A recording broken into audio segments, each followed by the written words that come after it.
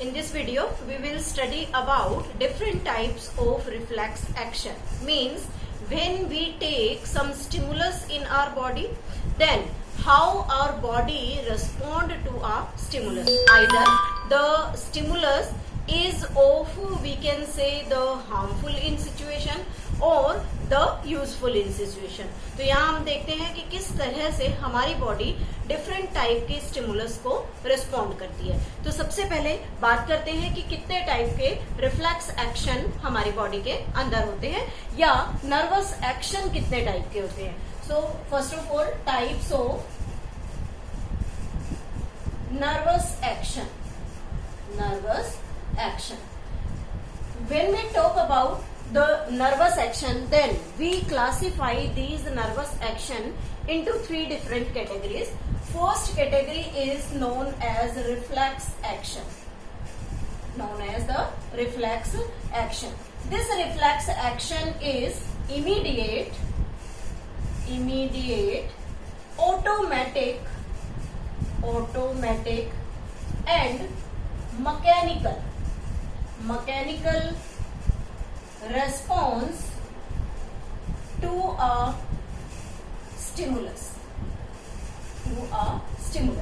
Generally जब हम बात करते हैं कि जब हमारा हाथ किसी गर्म चीज को छू जाता है तो हमारे हाथ में एक अपने आप एक झटका लगता है और हम अपने उस हैंड को वहां से रिमूव कर लेते हैं, यानी कि हॉट ऑब्जेक्ट से उसे दूर ले जाते हैं. तो इसमें मेन रीजन क्या है? If we want to touch it again and again, अगर हम उसे काफी लंबे समय तक टच करने की कोशिश करें तो भी हमारी बॉडी उसे जर्क लगाती है. It depends on the heating of the object. वो हीटिंग पर डिपेंड करता है कि उसकी हीटिंग पावर कितनी है. मीन्स अगर उसके अंदर हीटिंग ज्यादा है तो वो क्या करेगा, ज्यादा मतलब हमारी बॉडी को डैमेज करने की कोशिश करेगा, बर्निंग सेंसेशन होगी.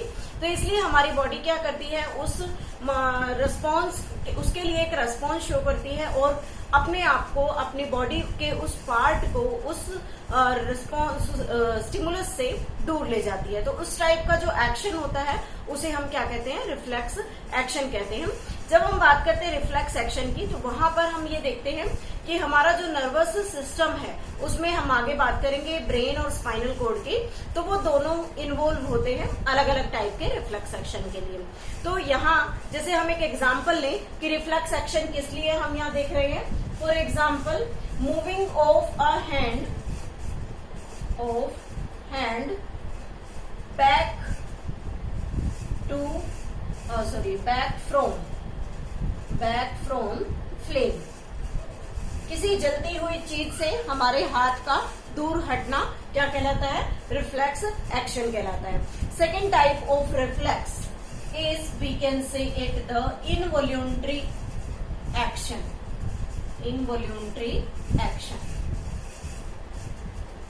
This involuntary action means जब हमारी बॉडी के अंदर वाइटल ऑर्गन्स में या हम कहें इंटरनल ऑर्गन्स में चलने वाली जो वर्किंग है, फंक्शनिंग है, उसको कोऑर्डिनेट करने में इनवॉल्यूंटरी एक्शंस हेल्प करते हैं.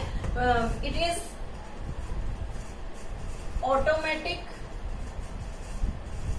automatic and the type of action that coordinate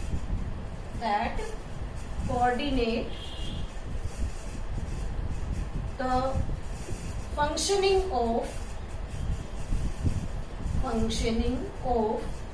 internal organs की फंक्शनिंग को कंट्रोल करने में हेल्प करता है. थर्ड टाइप ऑफ रिफ्लेक्स और you can say third type of nervous action is voluntary action. Voluntary action means जहां brain involve है और जो कॉन्शियस एक्शंस के थ्रू एक्टिविटी को परफॉर्म करने में हेल्प करता है. It is under the conscious direction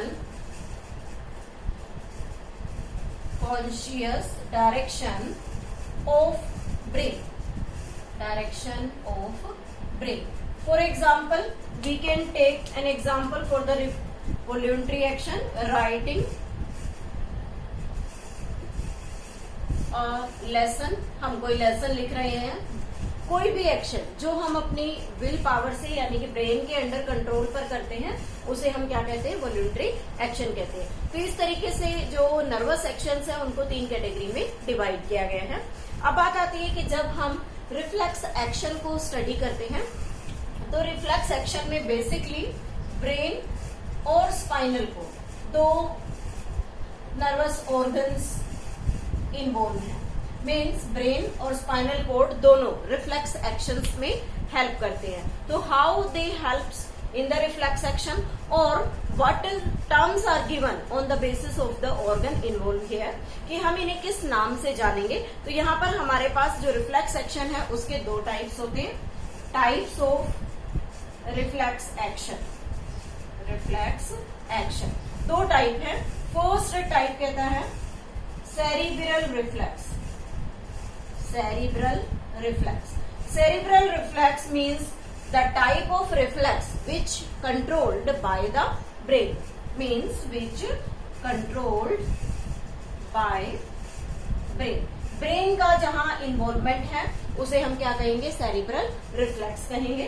second हम कहते हैं spinal reflex, spinal reflex. Spinal reflex means controlled by the spinal cord. अगर स्पाइनल कोड रिफ्लेक्स एक्शन को परफॉर्म करने में हेल्प करती है तो उसे हम क्या कहते हैं, स्पाइनल रिफ्लेक्स कहते हैं। अभी हम डिटेल में स्टडी करेंगे कि इनके डिफरेंट एग्जांपल्स क्या हैं और एक बेसिक रिफ्लेक्स एक्शन को हम किस तरीके से स्टडी कर सकते हैं। नेक्स्ट वन इज, हम यहाँ डिटेल में ले रहे हैं कि जो रिफ्लेक्स एक्शन है ये किस तरीके से बॉडी के अंदर कंट्रोलिंग करता है और कैसे हमारी बॉडी में डिफरेंट टाइप के रिफ्लेक्सेस हम देख सकते हैं। तो सबसे पहले रिफ्लेक्स एक्शन की जो डेफिनेशन है उसको और थोड़ा मॉडिफाई करते हैं। Reflex action is immediate, automatic, mechanical और we can say it is involuntary and we can say it is spontaneous response to a stimulus. Spontaneous response है to a stimulus without consulting our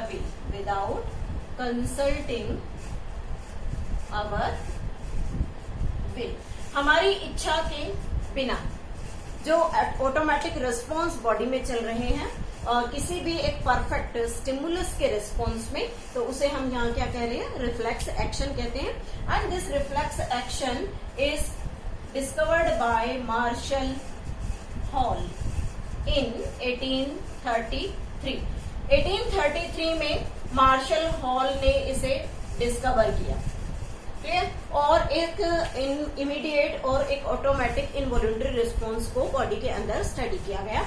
तो यहाँ पर अब हम देखते हैं कि किस तरीके से बॉडी के अंदर एक्टिविटीज चलती हैं किसी एक स्पेसिफिक रिस्पॉन्स को लेकर। तो सबसे पहले हम यहाँ पर एक स्टिमुलस ले लेते हैं, स्टिमुलस, और यहाँ हम स्टिमुलस ले रहे हैं हॉट ऑब्जेक्ट।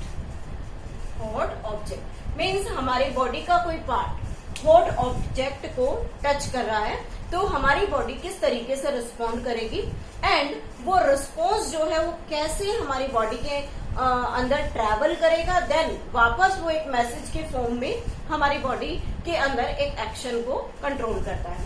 तो सबसे पहले जहां जो हम एक पाथवे बनाते हैं उस पाथवे को डिफाइन कर लेते हैं, that is named as reflex arc. It is most important, reflex arc mostly CBSE exams में सबसे ज्यादा पूछा जाने वाला क्वेश्चन है।